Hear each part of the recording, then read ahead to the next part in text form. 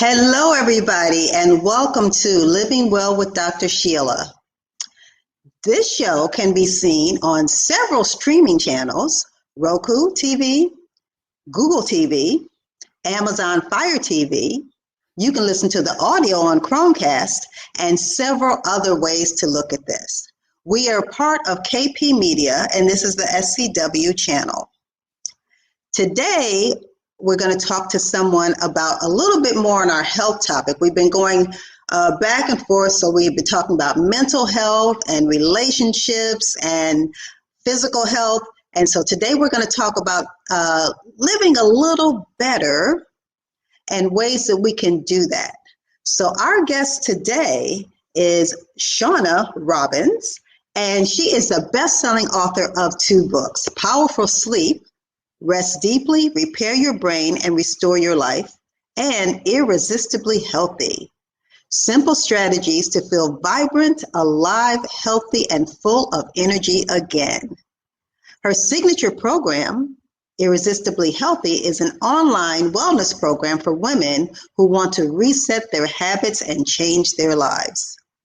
In her early 30s, Shawna was diagnosed with cancer. After her recovery, she embarked on a journey of healing through education, research, and self-discovery. She now shares her deep knowledge of disease prevention and healing with others. Shawna is a national board certified health and wellness coach, a graduate of the Institute of Integrative Nutrition, and the CEO of Kaya, and she can tell me how to say that correctly, Health and Wellness. Just like a personal trainer at the gym, Shawna Robins is a supportive coach who will push and challenge her clients to become the best version of themselves. She has been featured on several podcasts and in Authority Magazine, Thrive Global, and the Huffington Post. She enjoys taking sunset beach watches, my kind of girl, hiking in nature with friends, and cooking at home with family. Let's go ahead and welcome Shawna to the studio. Hello there. Hi, how are you? So good. I'm good. Thank you so much for joining us. We got a little bit of a snippet of you from the intro, but can you tell us a little bit more about yourself? Tell us about your background. Well, I'm a mother of 3, and in my previous life, I was a broadcast journalist. So I did the evening news. I was also an investigative reporter. And in my early 30s, I was diagnosed with melanoma, and that was something that really upended my life. I have no family history of melanoma.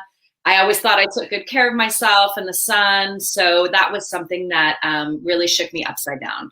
And the idea of my children growing up without a mother was something that was so fear-inducing in me that I began my search to try to figure out what I could do to not only heal my cancer, but to make sure that it never reoccurred again.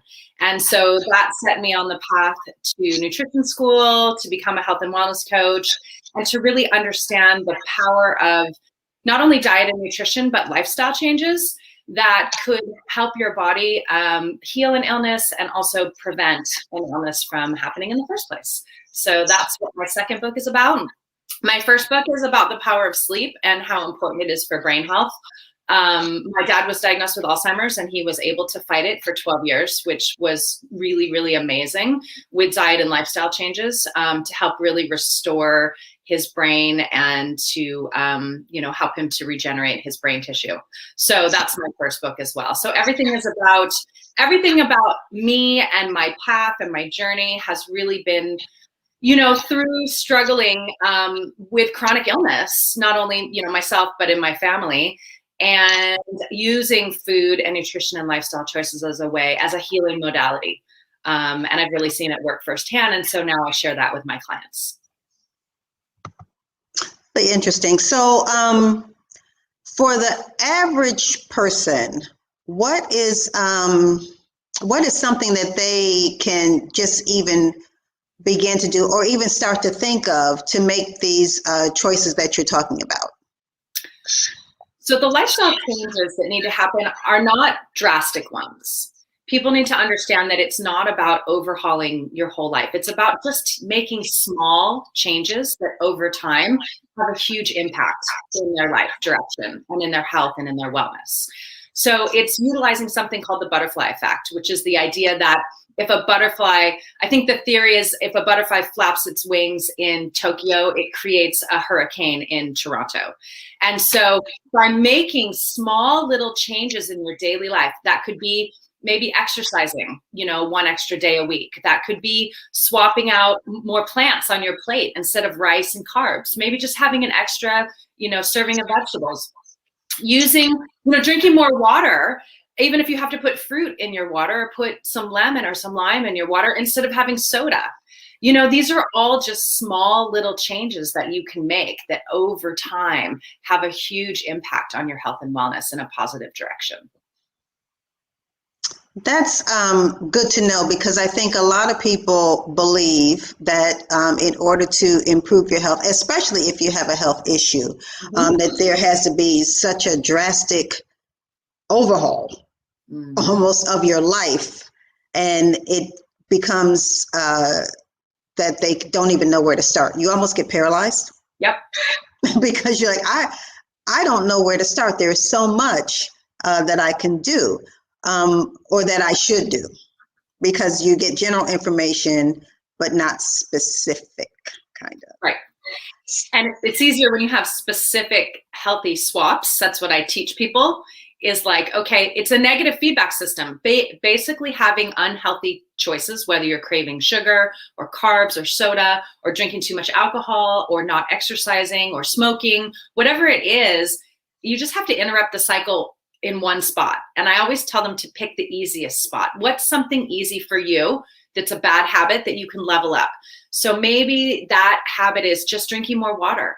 And naturally, when you consume more water and you're more hydrated, you sleep better, you have more energy, you have less headaches, you have less constipation. You have all these things that one change will positively affect. And then it's like, well, maybe you don't need the afternoon coffee now because you've had water throughout the day and you feel better and you slept better the night before. So you don't need the coffee to keep you awake. So then that habit naturally dissipates. And all of a sudden now you have a healthier habit, which is consuming more water. And now you're losing weight because you're drinking more water. So your body's letting go of the fluids it was holding on to before. And now you're exercising because you feel better. And so it creates this positive feedback loop by making one small change, which is consuming more water in your day. And it sounds easy. It is. It is. Yeah. But I will say, because I switched my diet probably about two months ago or so. And I switched it because I was a tea drinker.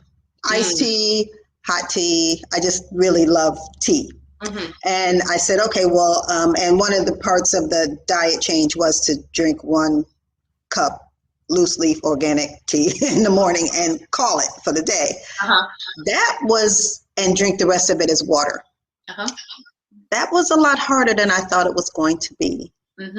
I drank water, but I drank water and I would put lemon in it because I was a lemon fan. And I found out I shouldn't really even have lemon because I had allergy tests. So it was a challenge.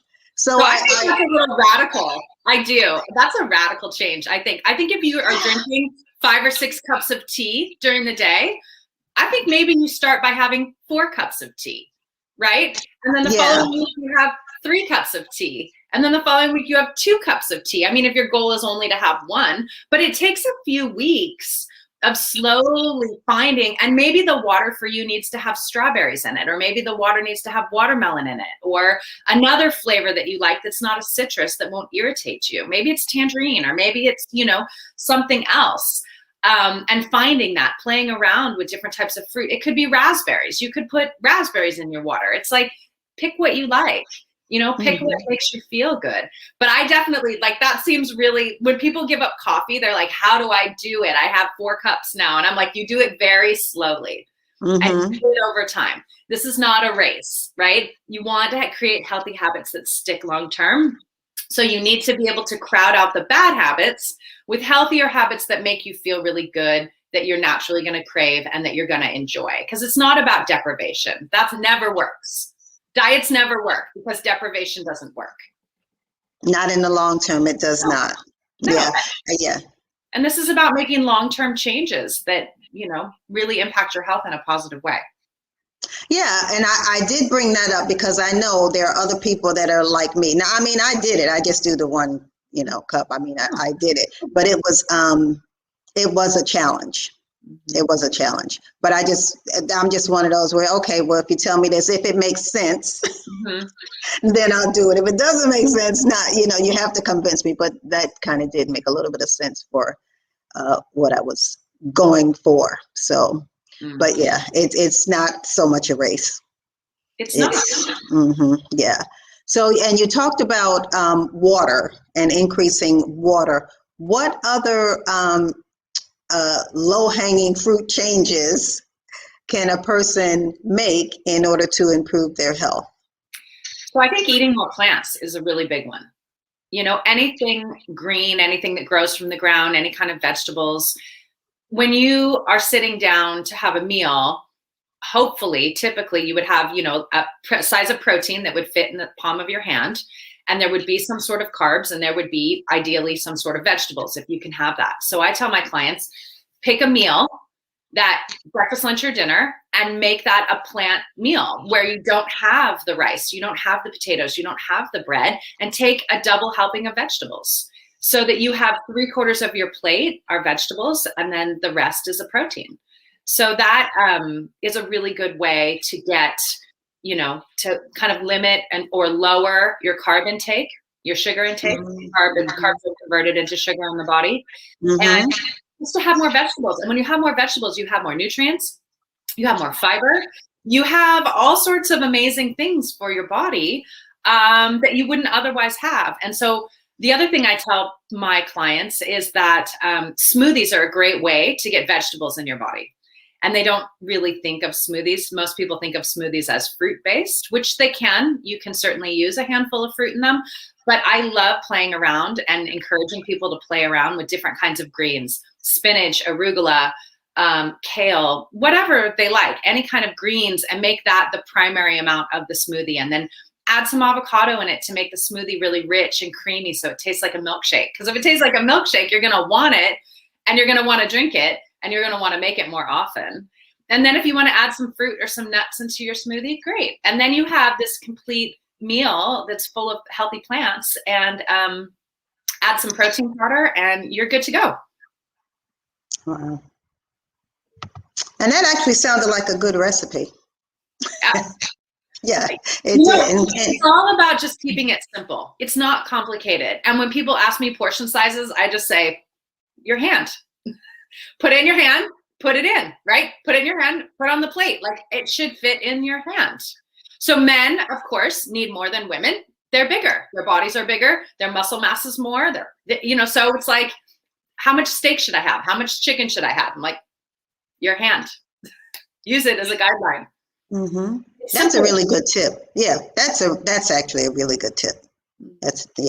Especially for the protein, because I think a lot of us eat a lot more than we need. Right. Yeah, I think so. So why? And we talked about some of these healthy swaps, and we're going to get into, because we're going to talk a little bit about sleep later, because that is one of your books, and that is just a whole nother topic. We're going to kind of, separate these two, because that sleep is, my goodness. We can spend an hour just on sleep. I was getting ready to say, sleep is really, I've done a couple of shows on sleep, because it's really a problem for a lot of people. That's right. Or concern for a lot of people. Yeah. So when we're talking about the healthy swaps, so we talked about water, and we talked about nutrition and maybe cutting out some of the carbs. But can you talk briefly too about the role of, because you mentioned exercise, so the role of exercise in this whole situation of healthy living? So exercise is one of the best things that you can do for your sleep. And a lot of people don't realize that. But exercise is a great way. So a lot of people don't sleep because they have a lot of stress during the day and they don't have any stress management skills to deal with the stress that they feel. And so when your body stays in this heightened fight or flight response, which happens when you're under chronic stress, at night, your cortisol levels are supposed to drop. Cortisol is what you make when you're in fight or flight. And your melatonin levels, which is what you need to fall asleep, are supposed to rise. But if your body stays in this state of chronic stress with cortisol, that dance doesn't happen. So you don't get the melatonin and you can't fall asleep, or you fall asleep for a little bit, but you wake up in the middle of the night and your head is racing and you can't get back to sleep. Those are all signs that your stress has gotten to a point where you need a stress management skill. So exercise is one of the best stress management techniques that you have. And my clients always ask me, well, what's your favorite type of exercise? And I always answer the same way. Whatever you like is the best form of exercise, because you need to do it 5 days a week. And this is not about how you look. This is not about your weight. This is not about fitting into a pair of skinny jeans. This is not about vanity. This is about wellness and longevity and disease prevention. Because sleep does so many incredible things for your body.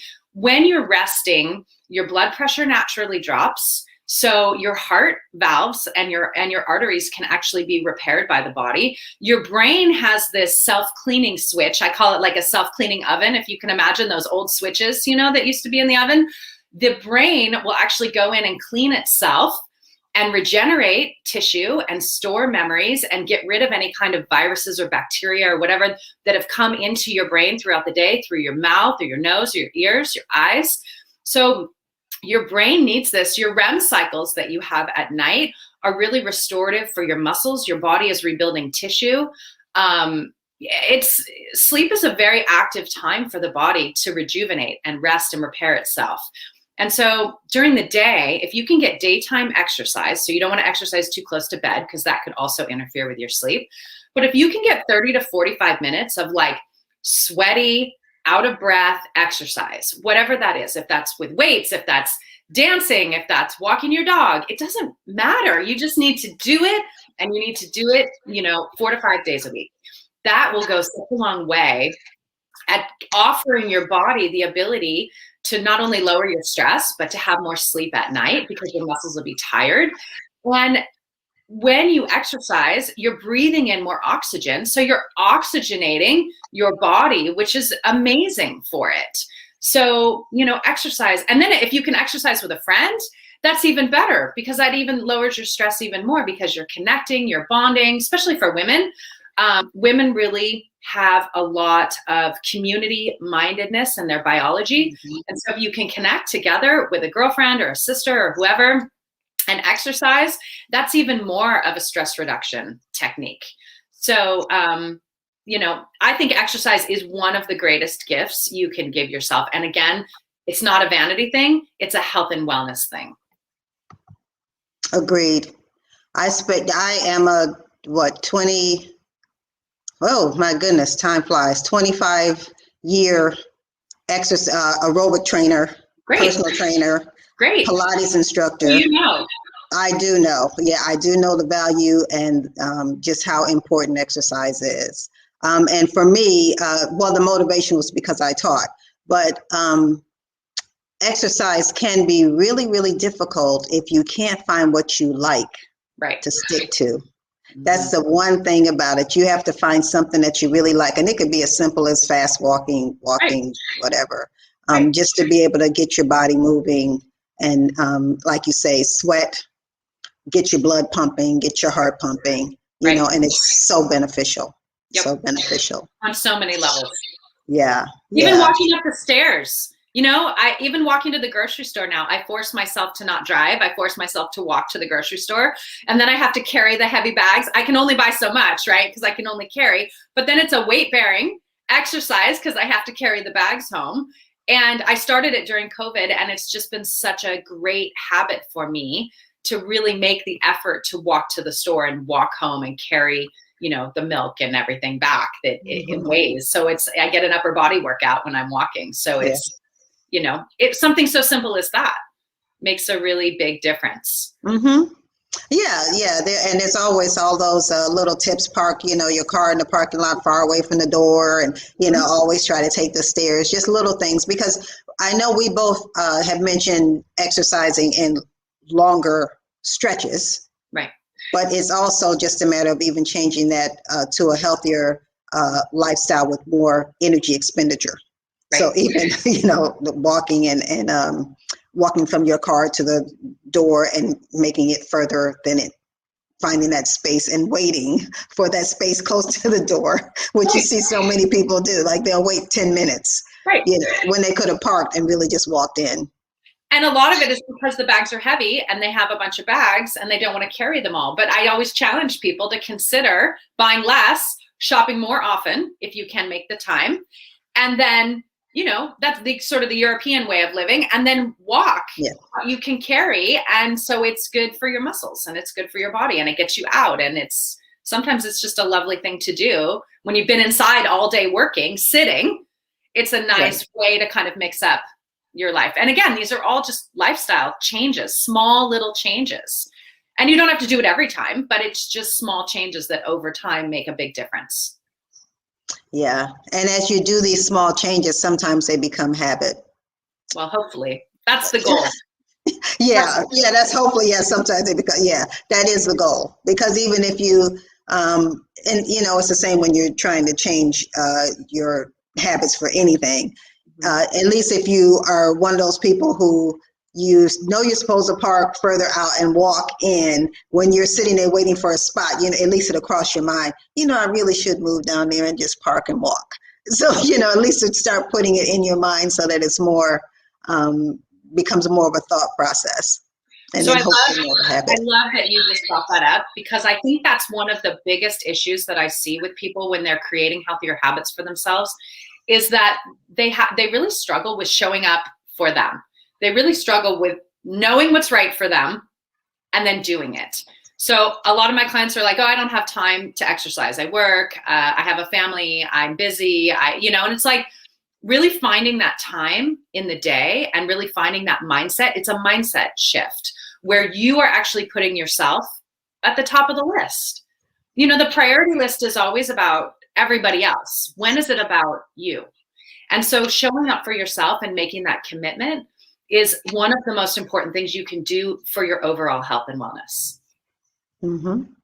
So true. Mm-hmm. And making that shift has to go back actually to the statement you just made, that you have to think about making yourself a priority, at least for some part of the day. Those of, if you have children, you have a family, yes, the obligation and work. Right. Yes, the obligation is there, but the obligation also should be partially to yourself. That's right. Yeah. And if we can't get there, that's probably part A of the whole program. That's right. That's right. And that's what led me to cancer. I was such a martyr mom. My kids got everything. My boss got everything. My coworkers, I was always picking up projects that they couldn't manage. Oh, can you help me with this? Oh, can you do this?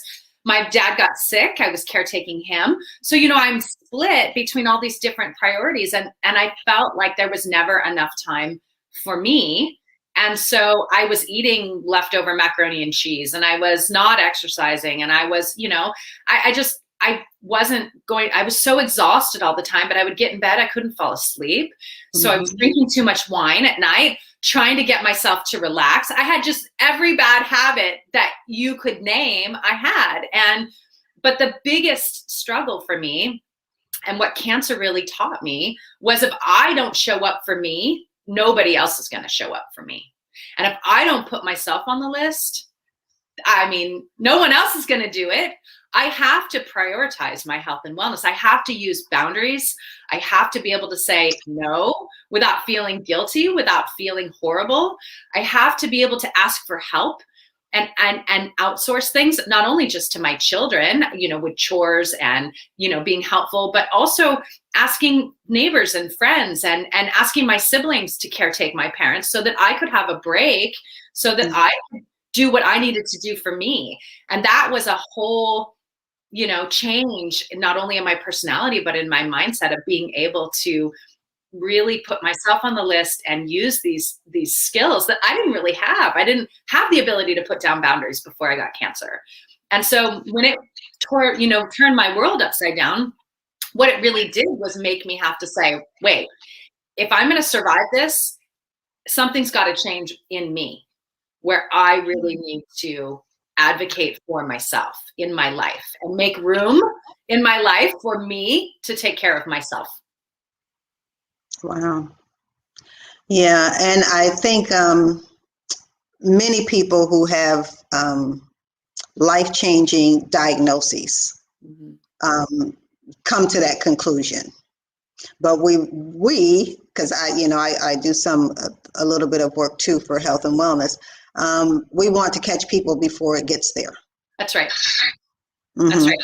And that's what I hope about coming on the show and talking to you and sharing my story, is getting people before they get sick, getting people before the illness. Because there are, by focusing on nutrition, sleep, stress reduction, and exercise, those are the 4 pillars that can really help you stay away from the path of illness and disease. And so if you create healthier lifestyle choices within those 4 categories, disease prevention becomes an easy thing to do. And even if you have it in the family, even if it's something that you're genetically predisposed to, your genes do not decide your fate. Your lifestyle is what decides your fate. And a lot of people don't realize that. Right. Well, that's also a lot of people don't realize it.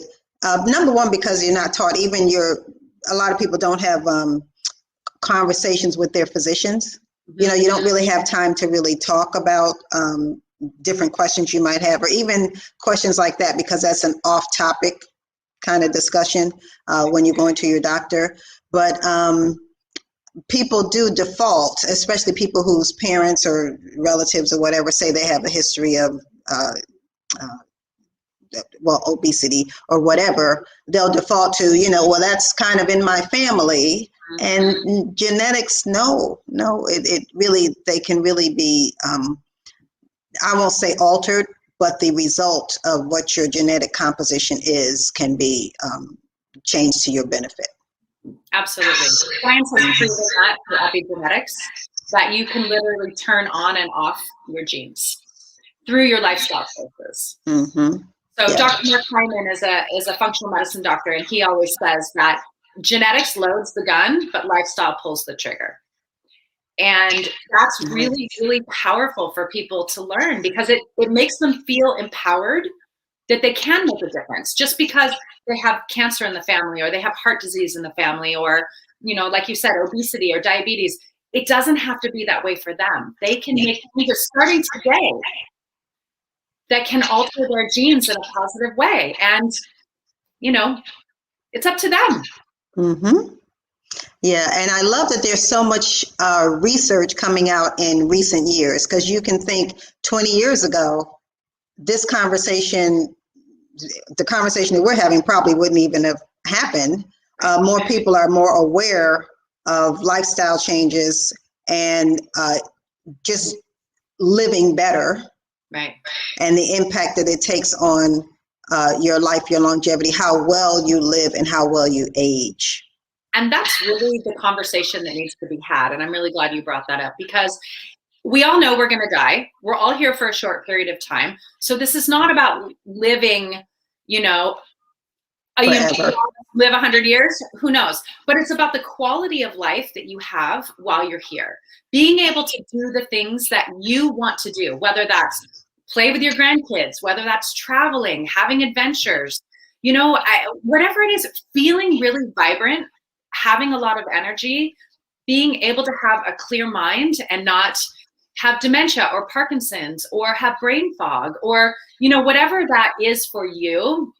Those are your goals, and those are things that you need to work towards, because for some people, it's just not to wake up every day in chronic pain, and being able to get off medications that have bad side effects that they hate. There's all sorts of reasons why people want to be healthier. And I think all those reasons are important. And it's all about the quality of life that we have now while we're living. Agreed. Yeah. So one of the questions that I wanted to ask was, so we've had a great conversation on lifestyle changes and just small changes that you can make to improve your health. Mm-hmm. But why do you think it's so hard then for people to make these changes or to, start pulling the trigger to protect their health? Because I think they think it's bigger than it needs to be. I think most people think that you have to overhaul everything, and that's going to shake up the family. That's going to shake up your relationship with your partner. That's going to shake up your relationships with your girlfriends that maybe just want to, go out to dinner or drink wine or whatever. And you say, well, now I can't do that. Or now I can't do this, or I can't do that, right? There's this idea of deprivation. And so what I teach with the butterfly effect, making these small but powerful changes over time, it's really about creating a healthy habit that is easy for you, that doesn't upend your life. Like putting an extra helping of salad on your plate, right? Instead of having rice and carbs. Things that aren't going to upend the family, things that aren't going to change your relationship with your partner, things that aren't going to make you restricted in some way. And then over time, pretty soon, everybody's getting a second helping, right? Everybody is, taking a walk after dinner to walk the dog with the family. It's not just you doing it anymore and being resentful because you're the only person who walks the dog. Now everybody is walking the dog together, right? And so it's like making these changes together. Maybe it's meeting up with your friends and having one margarita instead of 3, or one glass of wine instead of 3 or 4, and it's just, and then over time, then you sleep better, then you feel better. Then everybody's like, wow, your skin looks better. Wow, you're doing better at work. You're making more money. Like all of these things start to change in your life. And especially for women, they find that once they start sleeping better, it's a miracle. They have their sex drive back. Well, then the relationship with their partner gets better. And then everything, it's just this positive cascade of things. And I know I found when I really made the decision to really show up for myself and start to say no to people, like, no, I can't take on that responsibility. No, I can't do that for the school. No, I can't do that for my work. Because I need to make time to get in bed earlier. I need to make time to exercise in the morning. I need to not be the primary person cooking all the time. I need my partner to help me out by doing the grocery shopping and coming home from work and cooking meals so that I could go lay down and do a meditation or take a warm bath or whatever it was. All of a sudden I became happier, and then everybody around me became happier. Mm-hmm. And then my lifestyle choices just became easier because it benefited everybody around me. And so it didn't feel hard, and it didn't feel like work. And now I have a life where I show up for myself and I sleep well and I feel really great and I'm happy. And it's like the whole oxygen mask, you put your oxygen mask on first when you're flying before you put anybody else's on. It's such a cliched story, but it's so true that if you don't take care of you, you can't take care of anybody else. Yeah, so true. So true. So on that note, we're going to come back in just 30 seconds, but we're going to take a quick commercial break and we will be right back.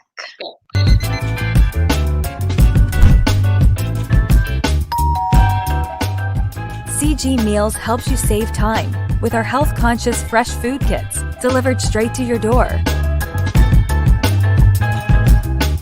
Fast, fresh food, ready to eat in just 8 to 10 minutes.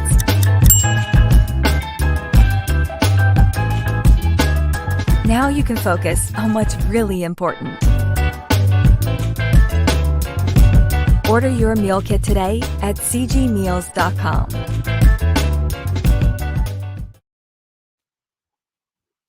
Every time I see that commercial, like that looks like some delicious food right there. And what I loved about that commercial was not only did she serve different things, right? Because people need to be able to have every person's body is bio-individual. So some people need meat, some people don't need meat. Some people need, to have carbs. Some people can't have carbs at all, or it just throws their blood sugar through the roof. So it's like really being able to eat the way that feels good to your body is really important. And in a family situation, sometimes that's hard because you want to just make one meal and be done. But I love the fact that they actually showed different things. It wasn't just, and the portion sizes of that meal were quite small for a family of 4. So that was the other thing that I was like, interesting, right? Commercial. Yeah. And you're the first person that's brought that up. So yeah, I do like that. Yeah, the fact that she had choices, because there were 4 of them. So yeah, really good point. And I appreciate the fact that the husband brought the kids home so that she could have some time at home. And she didn't plan and cook and chop and prep, and she just got to heat up a meal, and great. So yeah, that actually fits into everything that we just talked about for the first half hour. We really did. Yeah. That's right. Yeah. Wow. So, and you talked about this for just a minute, but I always like to revisit specific questions that we want to make sure are answered. So, what can I do? Say, for example, I have changed, and I'll just use an example. I don't want to eat meat anymore. And that's just an example. It could be anything. I'm changing my diet because I'm not eating carbs or whatever. You can substitute whatever you want. But the rest of my family is like, no, that's not me. I'm not interested. Right. What tips do you have for that? So that actually happened in my own family. So I can speak from experience on that. I have a son who's 20, and he has like a carnivore diet like I've never seen. And he requires a ton of protein, and he loves animal protein, and it's a force to get him to eat anything vegetable related. He just wants a plate of meat all the time. It's either like 7 eggs for breakfast, and then a plate of meat for lunch, and a plate of, tri-tip for dinner. And it's incredibly frustrating for me because his body craves what he craves. And he does actually really, really well on this super high protein diet. So, but the rest of us really do better on a more plant-based diet. So what I do, understanding the fact that everybody's body is different and everybody has different needs, is try to be respectful, given he's 20 now, right? So he can take cooking and shopping into his own hands, of which I delegate to him. Look, honey, I understand that this feels really good to you. So why don't you go ahead and swing by the grocery store when you're coming home from work and pick up what looks good, bring it home, pop it on the grill, and come sit down and eat with us. And I do the same for my husband. It's like, if you're looking to have some meat tonight, why don't you swing by the grocery store on the way home from work and grab what looks good to you and bring it home? I'm making something else for our daughters and for myself. But we, go ahead and do what you need to do for you. And, we all eat different things, and we all have different bodies, and we all have different metabolisms, and we all have different, lifestyles. So there's enough space for everybody. It's just that I don't want it to fall on me, right? I have to use that delegating again. I have to use those boundaries again and say, I respect that this is what feels good to you, but it's not what feels good to me. And I have some clients that actually they intermittent fast, so they don't eat breakfast. And so they don't eat until 11 or 12. And then they might have a late lunch at 3 or 4 o'clock, and then no dinner at all. Especially my older clients that are, in their 60s and 70s. There's no interest in having any dinner. They like to sit down. They might have a glass of wine and maybe nibble on some fresh veggies and some hummus, but they're not hungry for dinner. So I always tell people it's really important just to listen to your body, and intuitively your body will tell you what you need to do, and you just need to do it. And there needs to be enough, respect in a partnership or in a family for you to be able to follow your way of eating that feels really good to you. Yeah, That was a good answer. I'm glad that I went back and revisited that question, because you did kind of answer before with when you were talking about if your friends want to go out and have wine and you're not having wine and you can have one glass. So you did kind of answer it, but it's like, let me just see if I can delve in and get it from a different perspective. So that actually was good. And it was a good that you used your example of your family, because that's probably common. Yeah, because if I told everybody that we were going vegan, I mean, first of all, it wouldn't work for everybody. And second of all, I mean, it's just not, just because that might be something that I feel really strongly about. And I'm not, by the way, vegan, but if that's something I feel strongly about, that is what is right and feels good to me. But to then enforce that on others is really challenging, because everybody's body is bioidentical, and you really need to honor what works for you. That's why diets don't work.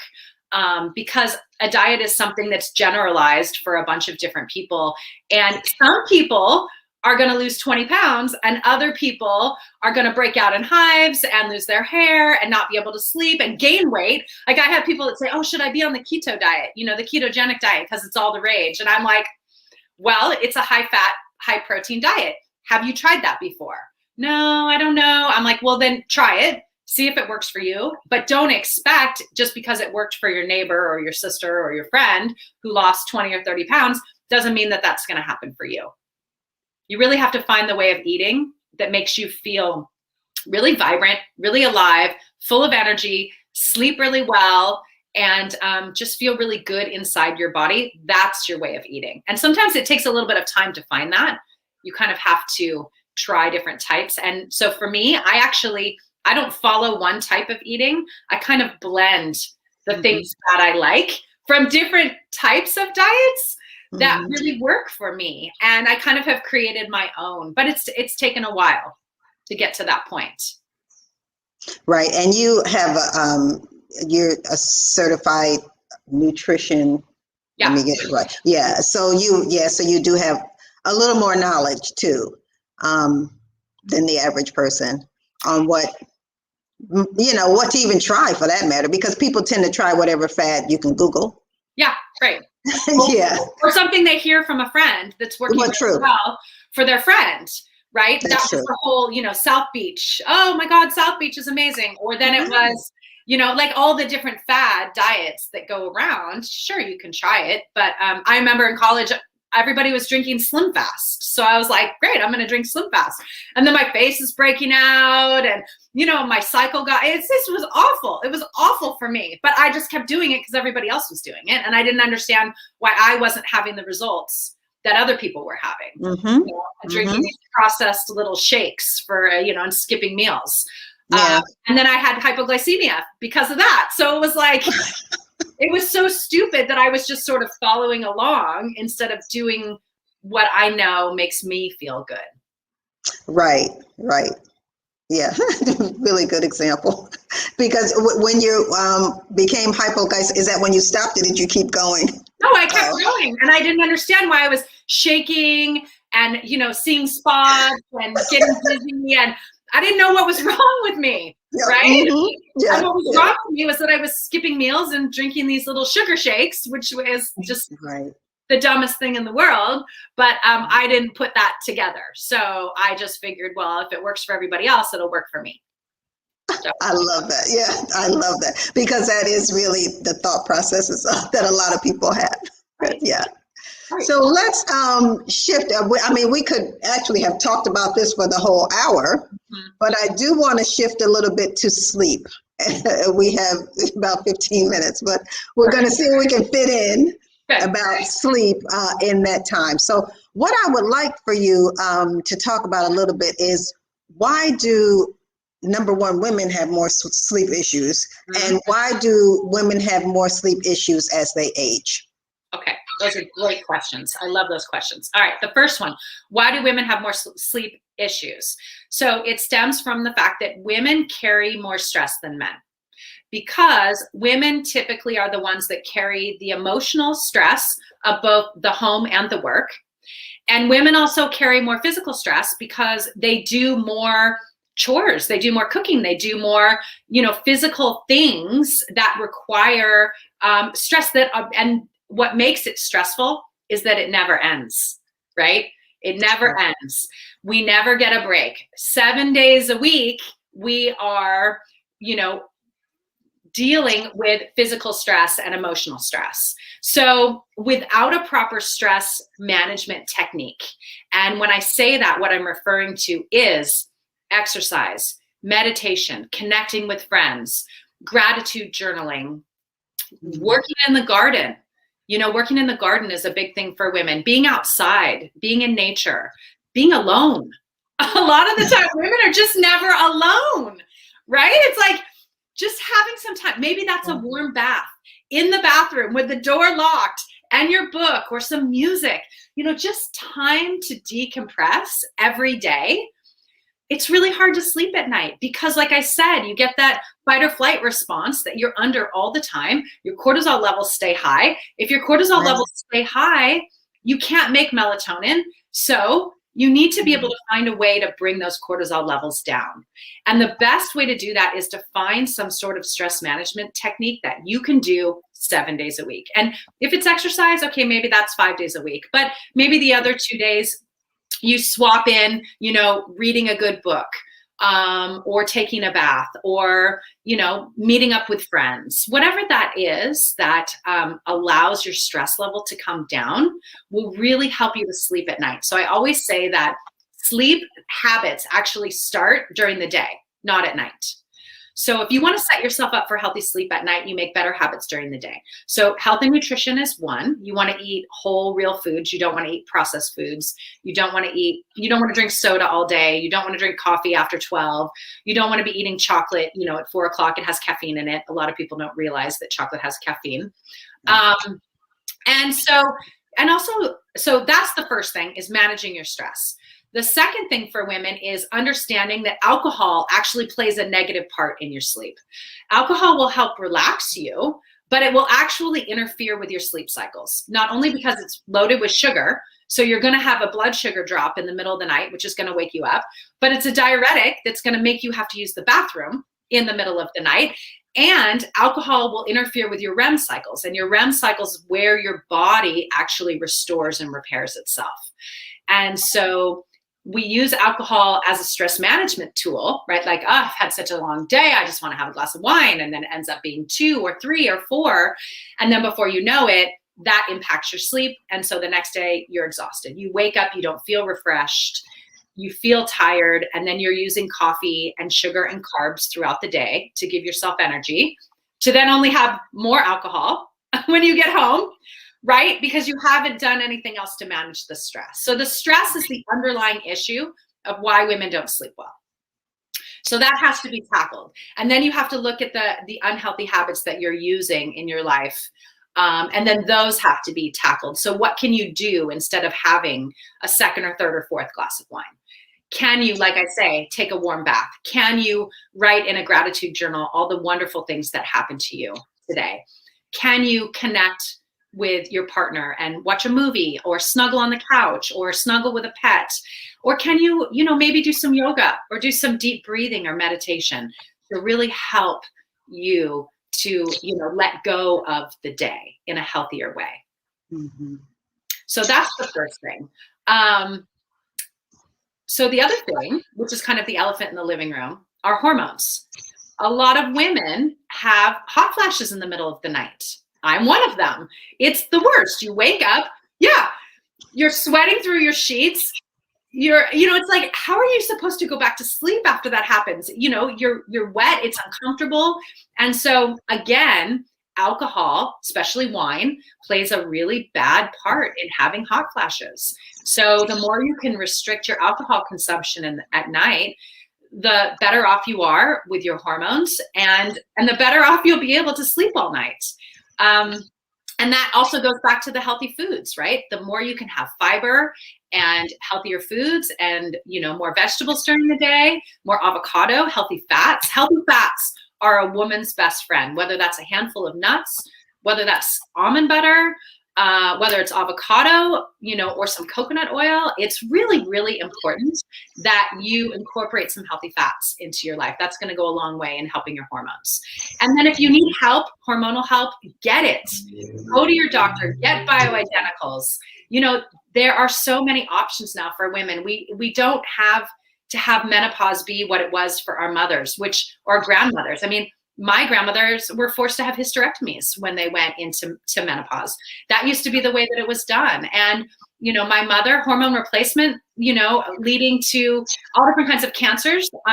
It just doesn't have to be anymore. There's so many different types of estrogens and progesterones that come from plants that your body can easily manage with no side effects, that will help you to sleep well, help you to feel better, help you to lose weight, help you to lose the brain fog. So that's a big factor with women and sleep, is really making sure that their hormones are balanced and getting the help if you need the help. Yeah. So just to recap on what you said about sleep, find a routine for stress relief. Mm-hmm. And then if you need to contact your physician about any discomfort or any menopausal or perimenopausal, because it really starts in perimenopause, really. Right. Any symptoms for that, to really look into contacting your physician. And I'll say this, and this is just even from my experience, even talking to some physicians, is you have to find the right physician.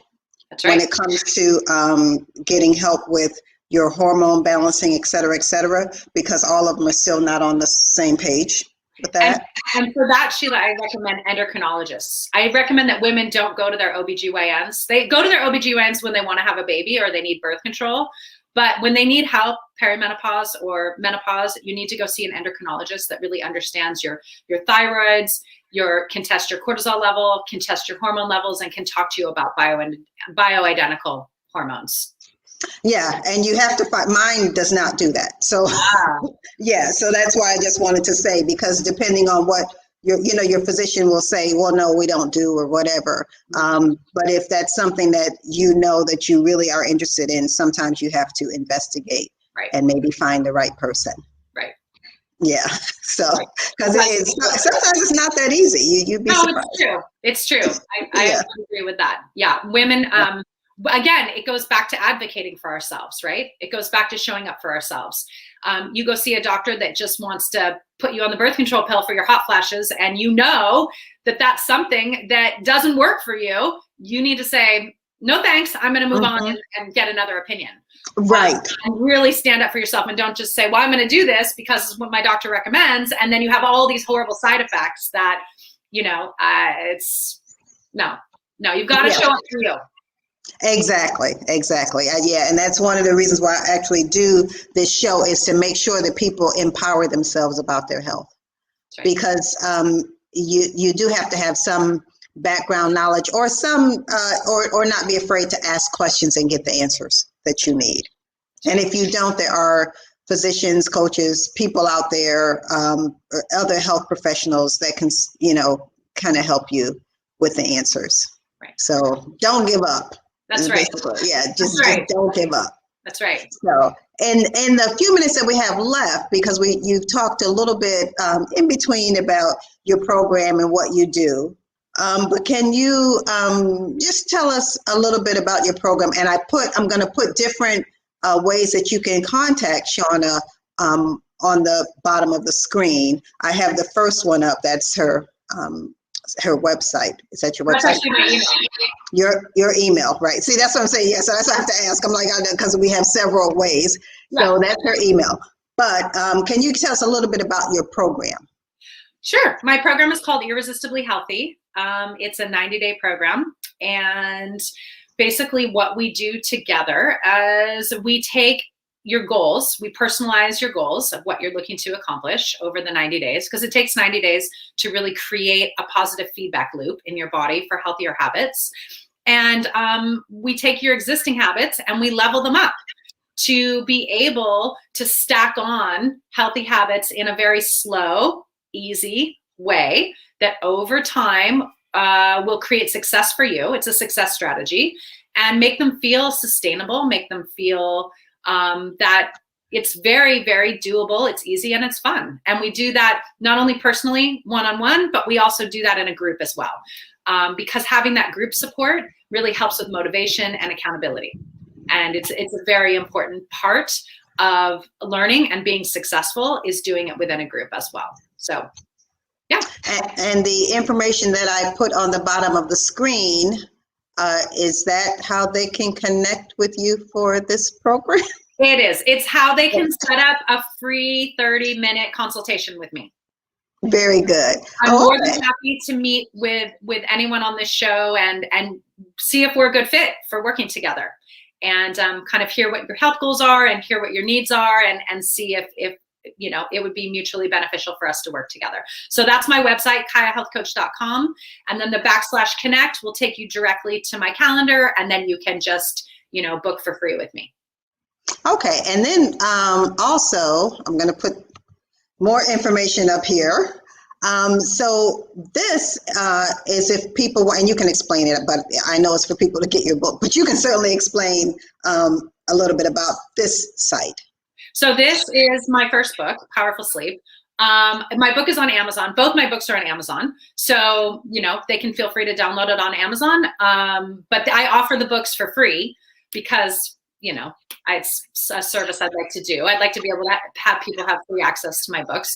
So powerfulsleepbook.com is my website where you can go, put in your email address, verify that you're a real person and not a scammer robot, and then you'll be able to download the PDF copy of my book. And it's full of sleep tips, sleep habits, things that you can really do to make a difference in your sleep. And then in it, I share the story of my father and his battle with Alzheimer's and dementia, and how lack of sleep played a big part in that, and then how we were able to really elongate his life and give him a really beautiful quality of life for many, many years while we were battling this disease with him. So it's really the story through that. So there is hope for people who have neurodegenerative diseases in their family, and Alzheimer's affects way more women than men. It's, you know, 65% of Alzheimer's patients in the United States are women. And part of that is because they don't sleep. And so this book, I think, is really fundamental to helping women troubleshoot their sleep and figure out how to get 7 to 9 uninterrupted hours at night. Wonderful, wonderful. Yeah. So we're going to wrap this up. We have just a few more minutes, but I just want to make sure that we thank Shawna for coming. It has been wonderful having you here. You have really shared quite a bit of wonderful information with our audience, and hopefully it will resonate with someone and it will help them to make that one step to live better, to live well. And just remember, one step at a time. That's right. That's all you have to do. That's right. Yeah. And if you can just think of some of the tips that she said, as I said, this will actually stream on Facebook Live. So you'll be able to even go back to it, because, you know, once you're on Facebook, you never leave. So even if you see it once, you can always go back there and see it again, along with on our streaming networks. So, and even on the streaming network, the KP Media TV network, we also have a video on demand channel. Great. So it will also be video on demand if you need to see it. Just a reminder too, if you need to contact me, I am the pelvic coach. So my my email, it's pelviccoach.com. I also have a website where you can go in. So I actually help women reduce and eliminate their bladder leaks. So you don't have to raise your hand here, but in your mind, if that hand is raising, then I am the one that you want to contact. So you can actually, my website, The Pelvic Coach, my email, The Pelvic Coach, everything is kind of the same.